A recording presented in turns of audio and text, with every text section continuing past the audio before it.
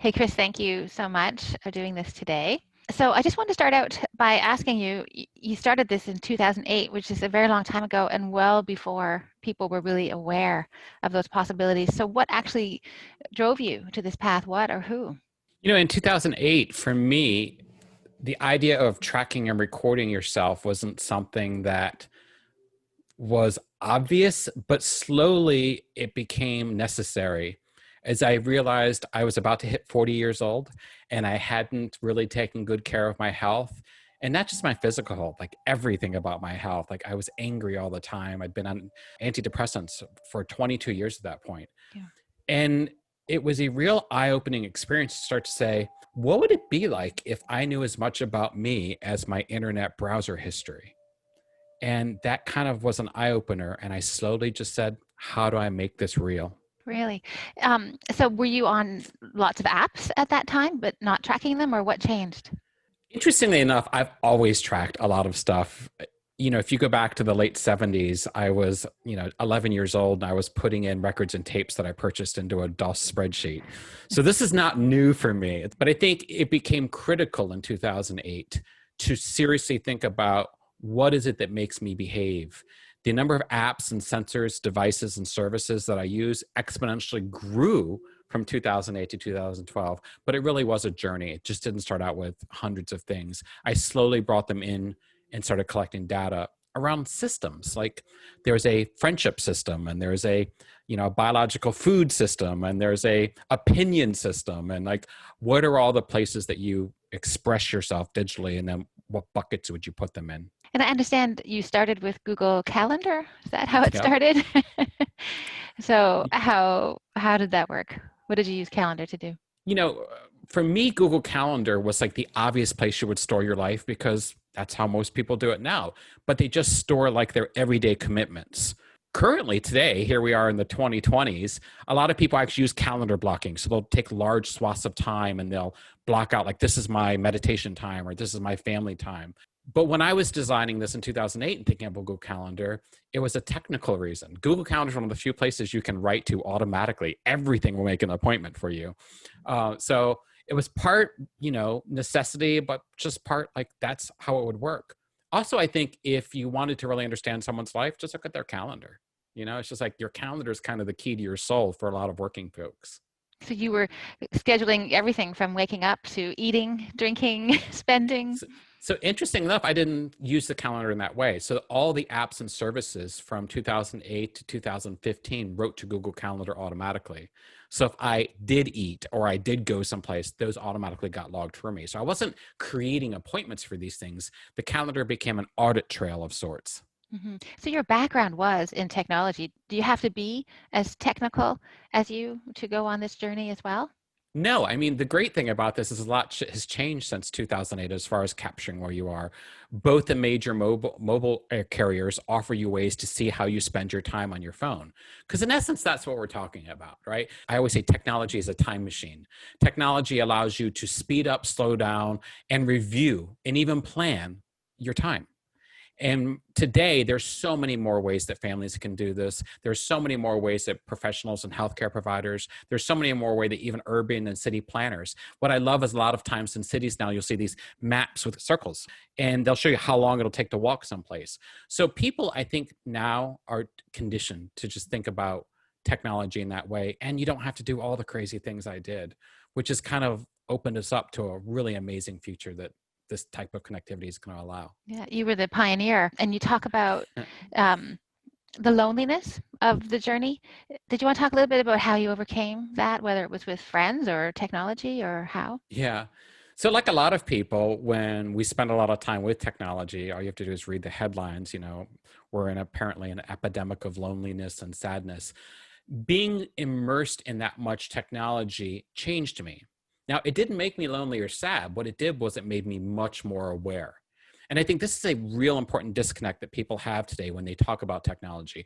They automatically feel less connected to other people. What they are feeling is more connected to themselves because it's so easy now to experience your day, experience last year, experience, a lot of time just by using your devices. So for me, that manifested itself probably in early 2014. I almost felt like I was disappearing because the more information I captured about myself, the more ingrained some habits seemed to be. Yes, I would fix like, diet or exercise, but then something else would happen. And sometimes these cycles were very long. I mean, who hasn't had a photo from Facebook show up that said, 1 year ago you were doing this? You're like, oh my goodness, that's exactly what I'm doing today, right? So our habits are deeply ingrained in these cycles of time. Sometimes it's span great periods of time. Again, it was so hard for me to get around that. But loneliness and depression was just the beginning. It was really, for me, the gateway to understanding that technology allows me to understand myself in a way that I wasn't getting. Because at the same time I was using more technology, so was everyone else. So in a lot of ways, our feedback systems of old, our friends, family, and stuff, are receding and changing. And our feedback systems of new, ourself and our devices, are accelerating. So what I tried to do, and really what I sometimes call it data PTSD, was really start to say, is there a way I can reframe the conversation I'm having about data? Is there a way I can reframe the conversations I'm having about measurement? Because as one of the greatest mathematicians I know always says, the challenge isn't like the technology we have. The challenge is we don't know how to measure what we care about. So we care about what we measure. And Yeah. this allowed me to kind of open up that door and say, well, what do I care about? How do I measure that? So, and that it brings me to a comment you made about your mother, and you quoted her in her smoking enhanced voice, but she used to Yes. tell you, She sounded like Marge Sims, Christopher. Yeah. Yeah. she used to say, "You are the five people you hang out with, Christopher," but you actually believe something differently. What do you believe? Yeah, so my mom, like a lot of folks, actually gave me the sage advice of you're the collection of the five people you hang out with the most. But what I found in the past decade is people have become the habits and beliefs and behaviors of the five apps they use the most. And I think all you really need to do if you ever want to decide if you should marry someone or maybe, is this the right person to plan a family with, is look at their battery usage. So often, who you're marrying is how they spend their time on their devices. And there's no shame in that, right? I always find people who use calendars, or phone. Like I love people who talk. So I can guarantee you, if you looked at the phone as the battery percentage, most of my friends are high in that, right? So it's really about aligning our values first to their technological reflections. And so many people right now struggle with that because it's really about, well, the technology allows me to do this, so that's what I'm going to do. I'm like, no, no, no, no, no. Do what you do and find the people who do that and how that would resonate technologically. It is interesting because it sounds like a technology story, but it's actually about health, mental health, and physical health. I think when I listen to you and choosing the right friends, even. It feels that way. I mean, over time, I used to think that I was such an amazingly good cyborg, right? So it's this really great human machine hybrid that had really adapted. But what I found was actually I became a really amazing human because this was about how I expressed myself in a world that was increasingly looking a lot like the one I had left a few years before. So even now, when I order food remotely on an app, and it's missing that touch. And in a world where we're socially distanced, now I use the special instructions to thank people for making the food, to wish them well, not to ask for extra mayo. Yeah. Now I use geofences, not to tell me to eat better, but to remind me to talk to the cashier who's behind a glass wall or partition. Yeah. So again, we're not missing an opportunity by using more technology. We're not talking about what we value. And technology gives us a way to exemplify and amplify that. There should be a Moore's law on human thriving. And there's not yet, but there's going to be. It's what's happening as more and more things happen with increasingly connected things like 5G. Yeah. So it's been a dozen years. Do you have any regrets? Oh my goodness. Yeah. I'm not one of these people that would say no regrets. I'm in my 50s. So like I always think about Madonna. She had this video that she ended the video by saying, absolutely no regrets. And I thought to myself at the time, oh, that's so bold. I love that. You're unapologetic. Absolutely. I have regrets and absolutely am I apologetic about some of the things that I put people through. It was awkward for me to measure biological sensors and do testing on people I dated, right? I literally used to swab guys when we would go on dates for HIV, right? It's just because you can, right? And there's all sorts of things you can do, but doesn't mean you should do them, right? So I've learned a lot about what's appropriate and what's not. Unfortunately, we now live in a world where like people are doing the stuff I used to do. Like they're checking their spouse's steps and sleep. They're geofencing their children. And I just think at some point you've got to say to yourself, just because you can, should you? And there are interesting conversations to have about what you value. So you could do it, but let's talk about what we value. I value, I'm talking to my 10-year-old, I value you being in these parts of the city we live in. I don't value being here. So let's put these little invisible fences up around the park so that you and I both know when you might be having a challenge with where you are. Because a lot of times it's not areas as much as it's behaviors in those areas. So maybe it's not so much about privacy as much as it's about finding someone who's your social equal when it comes to privacy. You want to find someone that feels the same way you do about quantifying your life. Again, we often confuse privacy with values. You know, everyone loves to talk about privacy, but it goes out the window when they want a free cup of food at the Costco, or it goes out the window when they use their key card to get discounts on their groceries, right? No, you don't want privacy. What you want is you value safety, you value convenience, and you value using your resources in a way that supports and promotes your beliefs. That's what you value. Now, we can call it privacy, but that's really a red herring because I've been really, you know, if you've read my book, I've been really poor, like literally, you know, my parents, you know, we were homeless for a bit in my teen years, and I've done well. And I can tell you this, poor people don't have privacy and rich people don't think about it, right? When someone says privacy, it's a dog whistle for the middle class, dwindling middle class. And I think that's important because in the ultra connected world we're entering, we need to get over this idea of what works and what doesn't work and start talking about what we value and what we don't value. If we value about taking care of each other, there's a certain level of connectivity that's required. Mm-hmm. So right now you're probably hooked up to something. What's happening right now? What are you tracking? Everything you possibly can think of. So I always think of tracking data in two main buckets, the one being behavioral and the one being biological. Mm-hmm. So, you know, biological, all the normal things we think about. Some of those things are real time. Some of those things happen at points in time. So I'm not hooked up to a blood glucose monitor because I'm not a diabetic who would have one of those. But I do check my blood sugar in the morning. Both my parents became diabetic in their 50s. Both my parents died early in their 60s from cancer, diabetes, and a bunch of other things.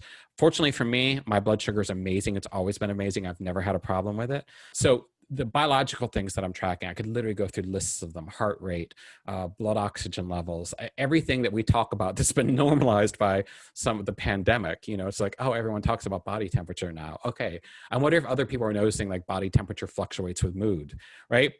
But it's hard because like I also don't want to like get into these type of sterile conversations with people. It's more fun to say, what's your blood oxygen? But then the behavioral stuff to me ended up being just as important.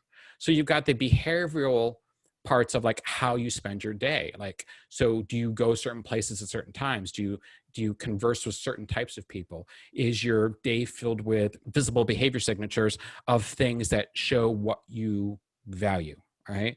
And to me, the answer is always yes. So I look more at not only do I look at the quantified version of my life, but I also look at the qualitative version.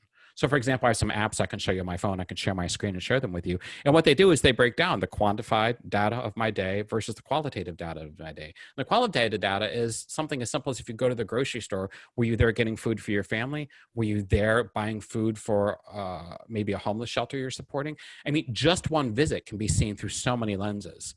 So for me, it was really important in 2015 to start measuring the qualitative feelings to back up the quantitative data. Mm-hmm. Does But that make sense? yeah, I don't see anything right now. I see your headset, but where are all the devices? So luckily for me, I mean, most of what you can do nowadays, you can just do with a watch and a phone, right? So the watch is getting all sorts of behavioral spending is in the watch, right? Credit cards are on there. It's also access to my house. Keys. It's also access to cameras if I want to look at a camera feed from my house. It's also access to, I mean, the thing that most people don't understand about what's happened to the world is you haven't gotten more technology. It's just more surrounding you. It's kind of like there was an old commercial in the 70s for anybody who's over.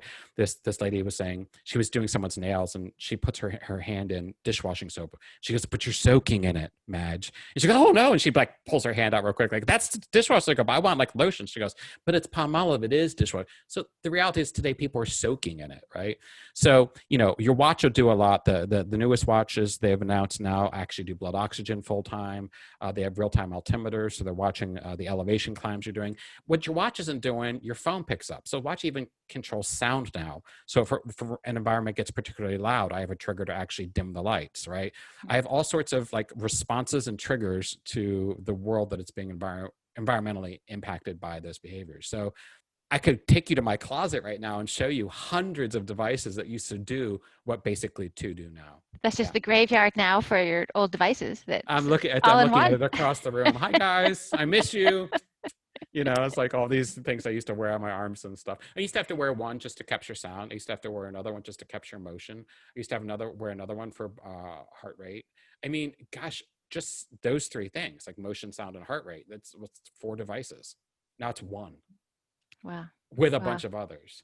So, I always say, people always talk about smartphones. And I'm like, I don't know, the smartest things we're using nowadays, we're putting on us or inside of us. Because the sensors just and headphones are amazing. And their ability to be found also increases. U1 chips, these chips that help ultra wideband location. It's a very exciting time if you want to geek out. But it's a very convenient time if you just want to like live life a little bit easier. Did this become your career? Do you work with companies advising on how to improve these sensors and trackers and apps? Like, is that what you do for a living? Or you just live it? Yeah, I'm like the rest of us. I have to work.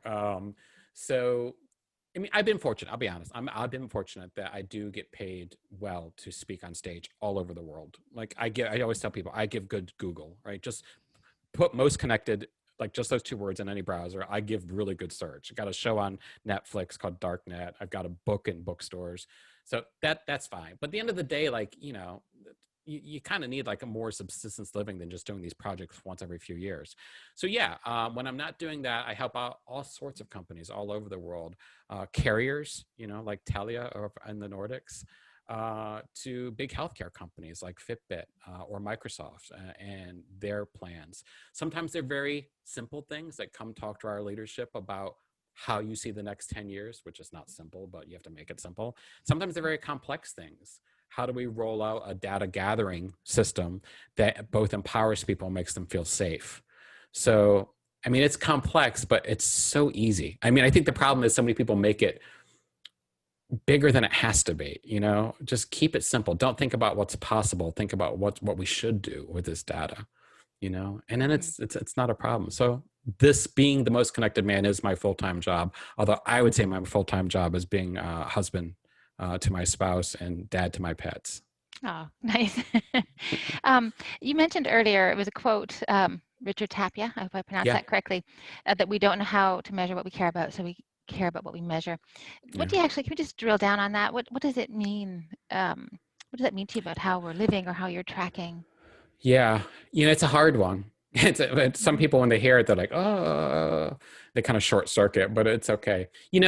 By our very nature, humans need things to be simple. It's like just biologically, we don't want a lot of work, right? Like, if food could just be chewed up and spit in our mouths, we'd probably be fine with it, right? But the challenge with that paradigm is that means the things that are given to us, we instantly like, right? So, in your car, when you think about your car and its worth, the first thing you think about is the age, something given to people by people, like the calendar. The next thing you think about is the mileage, right? Something given to us by organizations to define the value of something. Then you think about, something, even more intangible, which is like the coolness factor, right? Which is kind of this collective belief that we all have, which ebbs and flows. Well, that's wonderful, but that's really not the value of the car. That's the value that's been, attributed to the car, right? So that's the first part of that, the saying by Richard Tapper. We don't know how to measure what we care about. But what do you care about with a car? You probably care that the tires are well. You probably care that the brakes have been tuned up. You probably care that it's full of gas, right? But yet, if you look at a car through the lens of what we're told to care about as far as value, it's pretty not valuable. But if you go look at a car of what you do care about, it's pretty hard to see. Like you have to look at tires.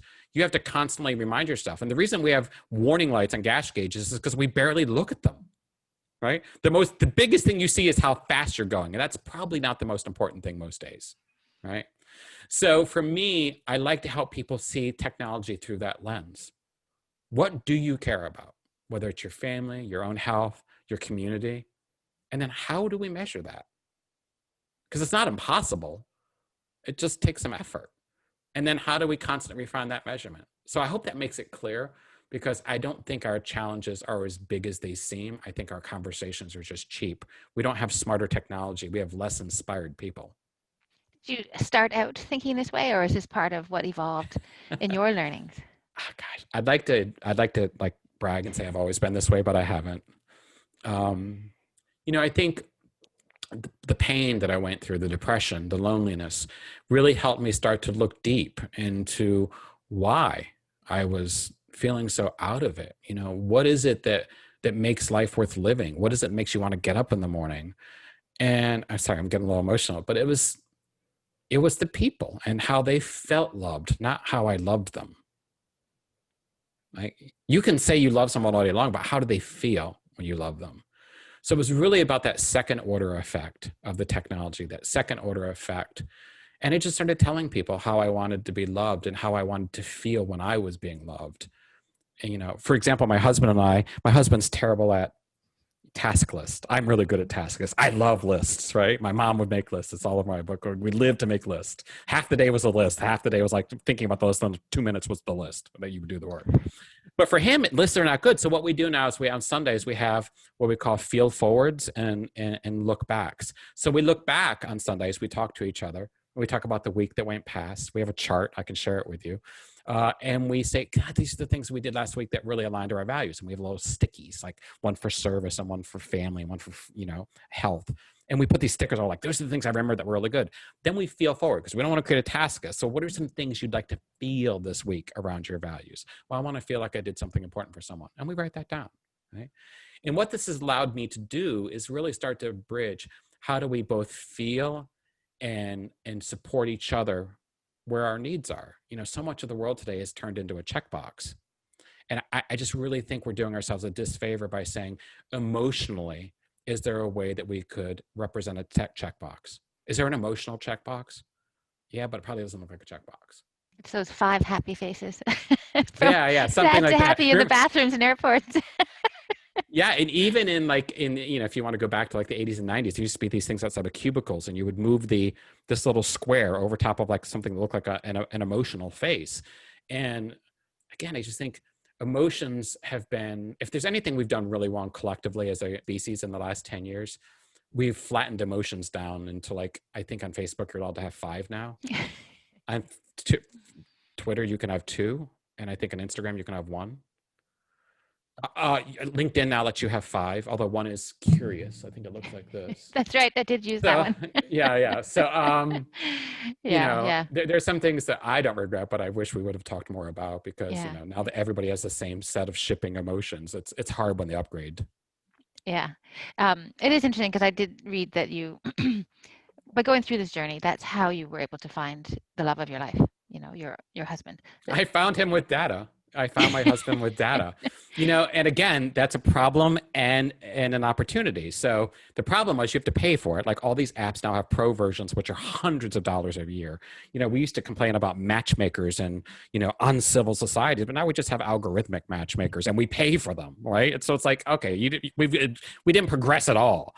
But then, so what it was, I had to pay data. And what I did was I went through it and selected all the biological, obviously, behavioral, and education attributes I wanted. And I just created a geofence around my house. And no one ever visited. I was in the middle of, rural, wealthy Tennessee. I was surrounded by, Keith Urban and Nicole Kidman were neighbors, right? But like, no one that I was interested in was coming to visit. And one day my spouse, who wasn't my spouse at the time, came to visit some family, and I got an alert. And I didn't send him a hello on the app, right? I didn't start with hello. That's not what I sent. My initial inkling was to send him a screenshot of the search filter. Hey, So checkbox. he could see himself. He could see the collection. And of course, from there it was just like, who are you? I'm like, well, first, I'm not going to tell you because you'll Google me and then we'll never meet. So first, let's just talk about who you are. And then we just started talking about his life. And slowly over the next couple of days, we finally ended up meeting. And then, 2 years later, we got married at Disney World. And here we are 5 years later, and we have a home and, Yeah, a life. that's awesome. Doesn't work that way for a lot of other people, I think, online. But that sounds like a good system. The geofencing, that's probably what's Yeah. not. Well, and it just don't, if you are someone who's not married or you're married and not happy or whatever your situation, I mean, don't overthink it. I mean, enough data won't solve your love woes, but enough transparency will. Yeah, So, good I mean, message. if you ever want to find someone who will love you, publish your tax returns and medical records, and the love of your life will show up because once they know that, they got all they need. Yeah, so telling. Yeah. Okay, well, let's flip over to the next area, just around the role that actually being connected, what connectivity plays for you.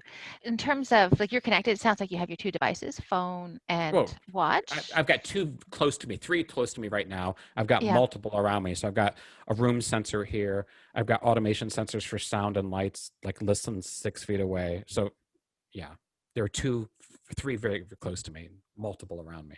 yeah, up to 700 in the Oh, past. now there's thousands. Yeah, yeah, Like even today there are. I mean, if I were to go through the house and count all the sensors, so remember, there's applications, devices, sensors, and services. That's how you get to. Most people have thousands. They just don't think about it. Everyone thinks about their phone, like, okay, that's one. Well, yeah, but your phone's also full of sensors. Your phone's full of apps, and those apps are stored by services. That's just your phone. Now multiply that to like, do you have a television in your house that's connected to another thing you pay bills on? Yes. Okay. Are you paying for things electronically? Yes.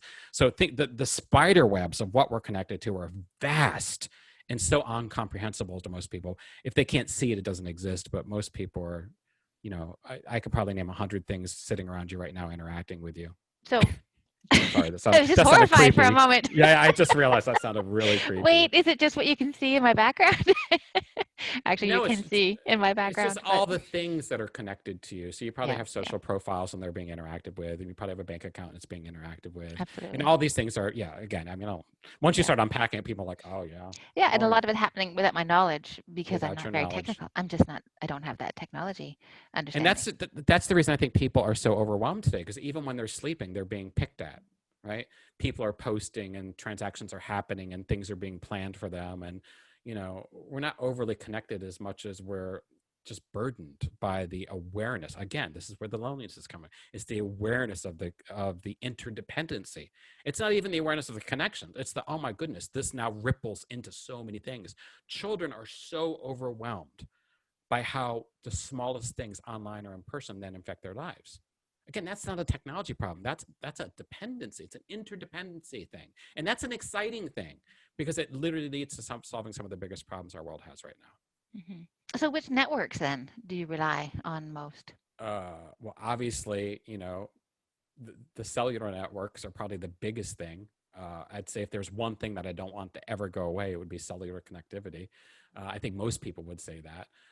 But after that, probably the smaller networks of like just hardwired broadband, and then probably if I go back to what we used to call POTS, plain old telephone systems, those networks. I still have a landline. I refuse to give it up. Is it And then probably underneath of that would probably be the electric network, and then under that would be the hydro networks. So to me, I'd literally have an order for these things too. wow? Um, so, You what's need the water longest? first. Remember that. You need Yes, water first. Then first and power will always. help. Yeah, yeah. Okay. Then call someone. Yeah, There's a stack here. you have an order for everything. Another list. So, what happens then? Like, I mean, you didn't mention Wi-Fi there, but I think we probably was inclusive when you talk about. Um, Well, yeah. So Wi-Fi to me is a ostensible offshoot to broadband. I mhm. mean, Yeah. obviously. I mean, there's hardwired, and then there's just because you're on the go all the time, you're going to be using Wi-Fi. So, Yeah. I mean, and you do have a very global schedule. I saw one of your calendars where you'd been just in a week. How do you respond then when you don't have connectivity? Should I be creeped out that you know all this about me? You No, I'm just supplied kidding. it on your I know, and I website. publish it, so I'm You like, oh my god. publish it all. So yeah, I mean, connectivity is really hard when I travel. I mean, I've made sure I travel with two mobile devices. So no matter what country I'm going to, I'm always on both networks simultaneously in case there's a problem when I get there.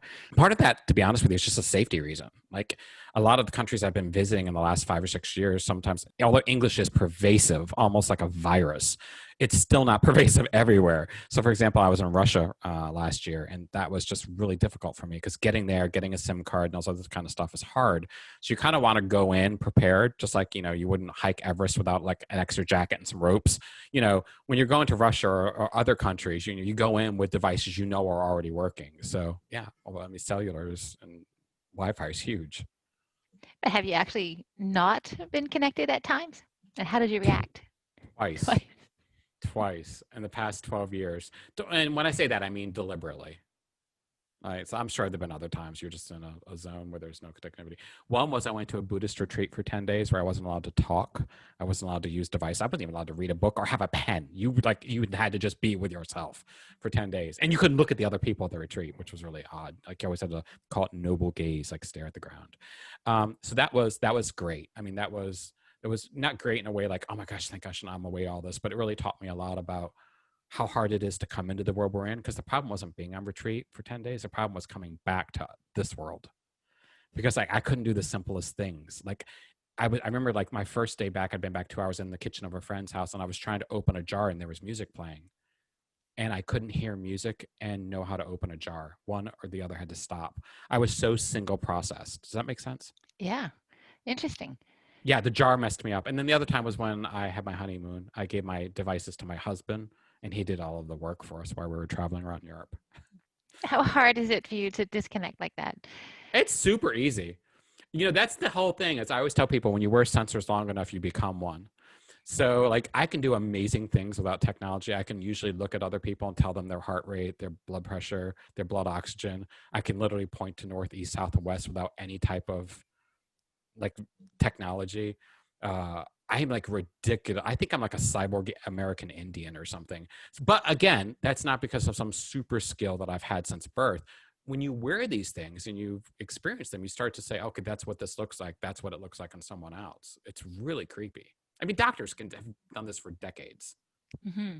So, I mean, you spoke about Russia, but have there been other occasions when networks actually held you back? It's been some time, probably like the middle of the last decade.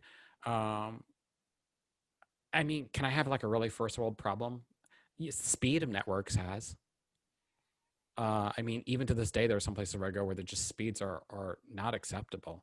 I mean, I wish Airbnb didn't have ratings for like comfort, but ratings for speed. Uh, to me, like speed of network is probably the single most important thing I can do, because oftentimes I am so scheduled and so planned that having to wait just a few seconds to get one answer will put a whole kink in a plan, right? So I'd say speed is still a challenge in a lot of places, but I've also tried to just become, okay, I've got good redundant backup things. I know what's happening next. I know what's happening next. I'm one of those people who screenshots my calendar in case my phone won't load.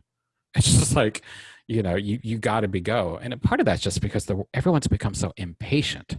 I don't need that level of speed. It's the impatience I feel in other people, almost like a time cold that they carry.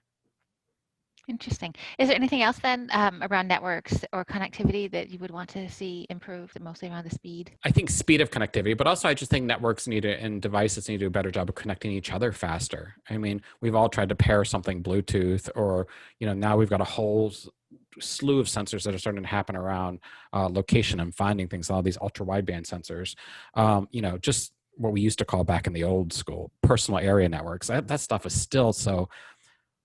It's garishly not easy. I mean, I speak to so many people on Zoom meetings and they never know which headset to put in or which mic is turned on. And it's just like, yeah, I think networks still need to go a lot farther in helping people just be in the moment where they are. Because we're asked to pause our humanity every time we need to interact with someone because of the technology. Yeah, interesting. What about 5G then? How might it impact you, do you think?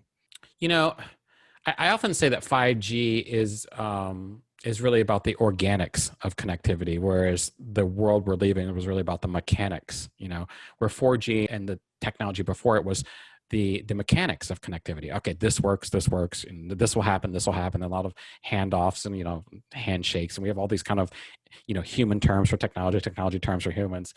But I really believe that 5G is the first time we'll actually see the organics of technology. So technology that will self-configure, that will self-make the assumptions and decisions and aid us in ways that we just can't even fathom yet.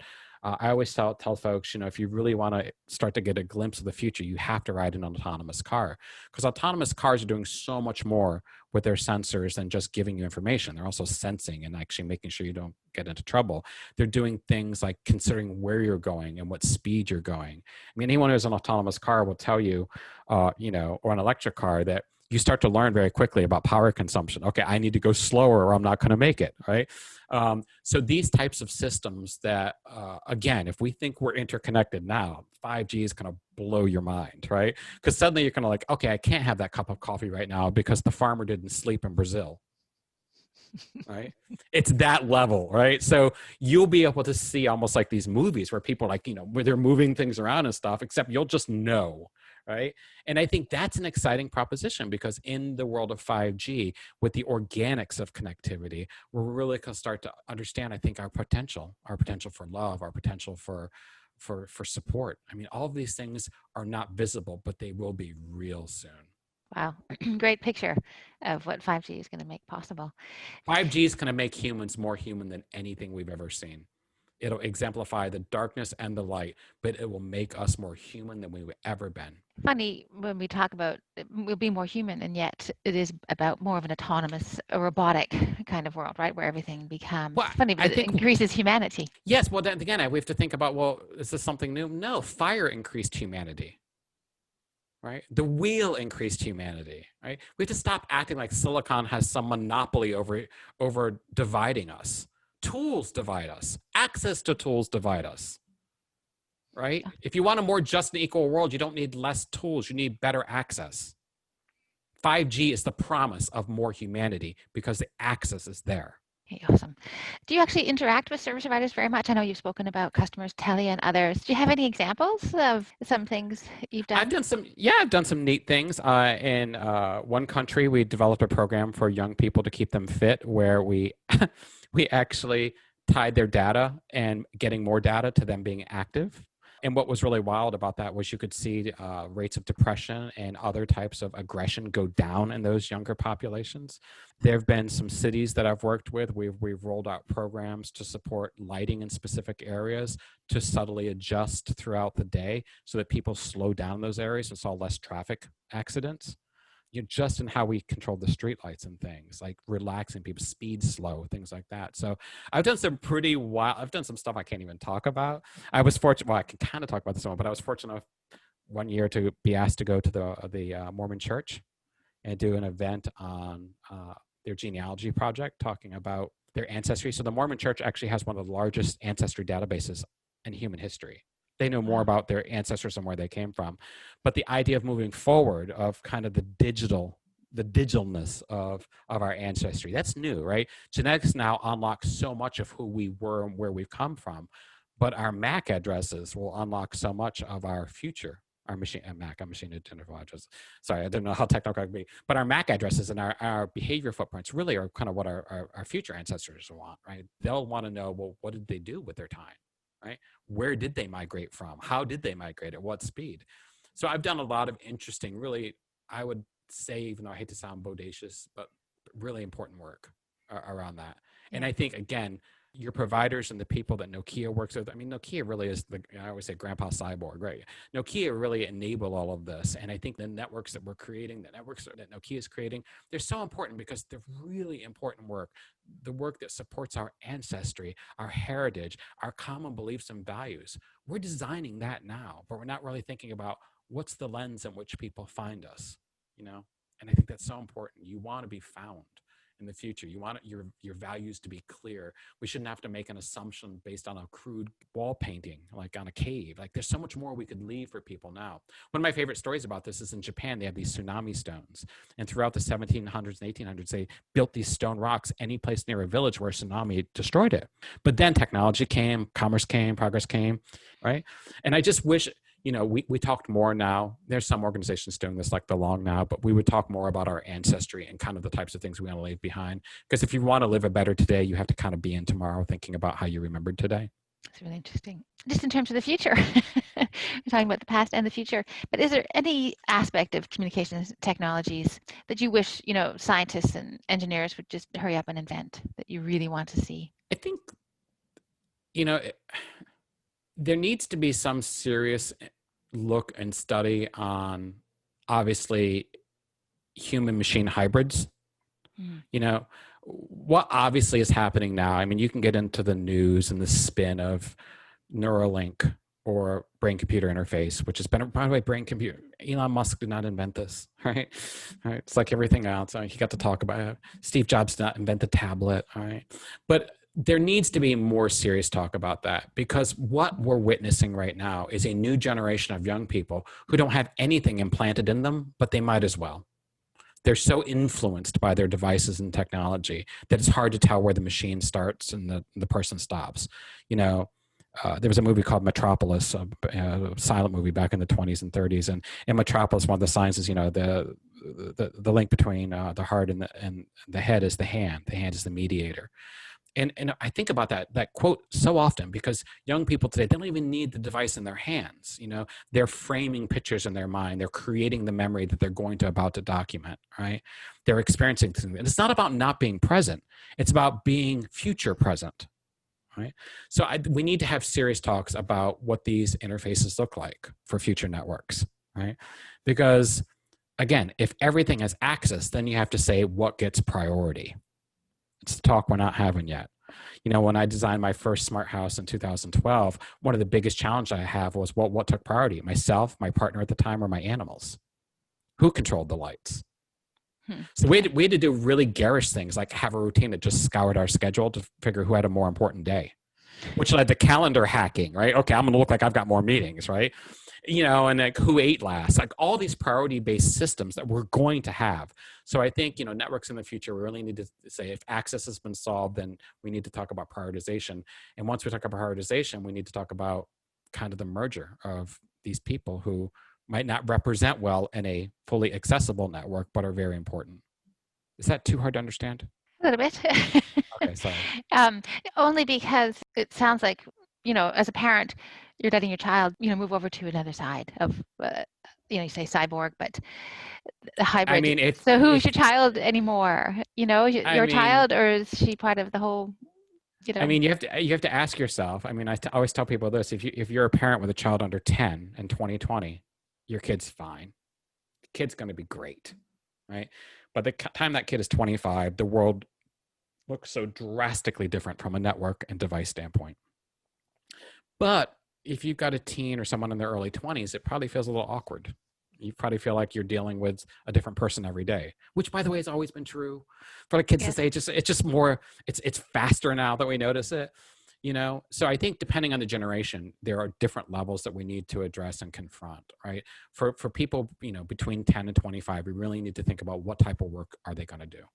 For people over 50 like myself, unfortunately, man, don't make anybody angry. You got to retire, right? But then from 25 to 40, oof, man, they've got some problems. I mean, they've got some big things they're going to have to face. So, your kids are still your kids. I mean, they're just, I don't know. They're not completely organic anymore. Just the reality of it. Mm-hmm. I know sometimes you think about, my dad's 88 and just what he has seen in his lifetime in terms of change.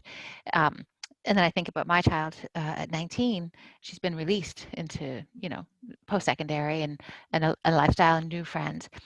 And I say, it's okay. I have to let her go in the same way that my parents let me go. Yeah. But it is so foreign. It is so unknown. It makes it frightening. And I agree with you. Again, you're tapping into something so fundamentally important. You understood, and your parents understood, and their parents understood the world you were being released into. Yes. If you have a teenager, today, you have no firsthand knowledge of what it's like for them to have friends, what it's like for them to find love, what it's like for them to feel threatened. All of their feelings are augmented by the layers of technology in which they exist. Exactly. That's just a fact. We have to stop acting like, there's this online and offline. It's not. It's life for kids. Mm-hmm. Mm-hmm. And we need to make safe places to be fully have all those feelings and talk about it. I just think so much of the bullying epidemic is from the fact we never had the conversations around what we value and how you treat people, regardless of space. We kind of made offline is good and online is bad. And that's just created more bullying, because there's no difference. If you're a bully one place, you're a bully the other. Right. Mm-hmm. Yeah, yeah, Sorry. I that didn't mean to environment get on doesn't such a change. rant. No, it's so true. It's so true. But you do wonder the pandemic, how it pulls them all apart again. And you can see kids still wanting to be But together. it's okay. It's Yeah, okay. yeah. The pandemic isn't. I think the pandemic is making us stronger.